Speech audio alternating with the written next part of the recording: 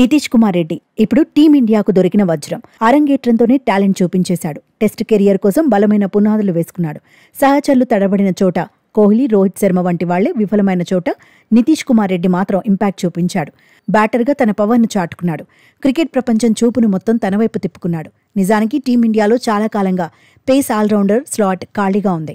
White ball ఫార్మాట్లో Hardik Pandya face ఆల్రౌండర్గానే ఆడుతున్నాడు. కానీ టెస్టుల్లో సరైన పేస్ ఆల్రౌండర్ లేని లోటు ఉండేది.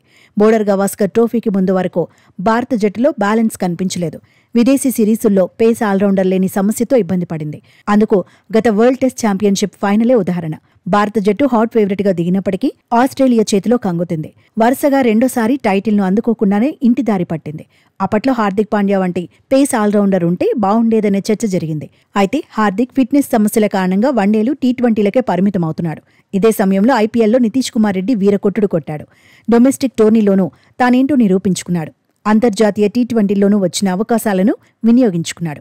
టెస్టుల్లోనూ ఆడే అవకాశం దక్కించుకున్నాడు. అది కూడా ఆస్ట్రేలియా గడ్డపై ఛాన్స్ అందుకున్నాడు. పైగా ప్రత్యర్థి ఆషామాషి జట్టు కాదు. ఆసీస్ పిచ్లపై ఆడటమూ అంత తేలిక కాదు. కానీ తెలుగు కుర్రాడు మాత్రం అభిమానులు తొడగొట్టేలా చేశాడు. బ్యాట్, బాల్తోనూ నైపుణ్యం చూపించాడు. టీమిండియా టెస్ట్ జట్లో సెటిల్ అవ్వడానికి కావాల్సిన దమ్ము తన దగ్గర ఉందని ఆటతోనే చెప్పేశాడు.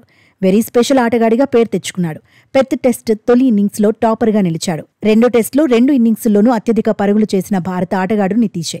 తొలి ఇన్నింగ్స్లో 54 బంతుల్లో 42 పరుగులు సాధించాడు.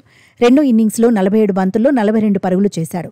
లోయర్ ఆర్డర్లో టీమిండియాకు అడ్వాంటేజ్ అయ్యాడు. 7 లేదా అంతకంటే దిగువన బ్యాటింగ్కు దిగి 2 ఇన్నింగ్స్ల్లోనూ అత్యధిక పరుగులు చేసిన 4వ భారత ఆటగాడిగాను రికార్డుల్లోకి ఎక్కాడు. 2 టెస్టుల్లో కలిపి 7 సిక్సర్లు కొట్టాడు. పేసర్ల బౌలింగ్లోనే 6 సిక్సర్లు కొట్టాడు. మరో 6 సిక్సర్లు కొడితే ఆసీస్లో టెస్టుల్లో అత్యధిక సిక్స్లు కొట్టిన పర్యాటక జట్టు ఆటగాడిగా చరిత్ర సృష్టిస్తాడు. ఆసీస్లో రోహిత్ శర్మ, పంత్ 10 సిక్స్ల చొప్పున కొట్టారు.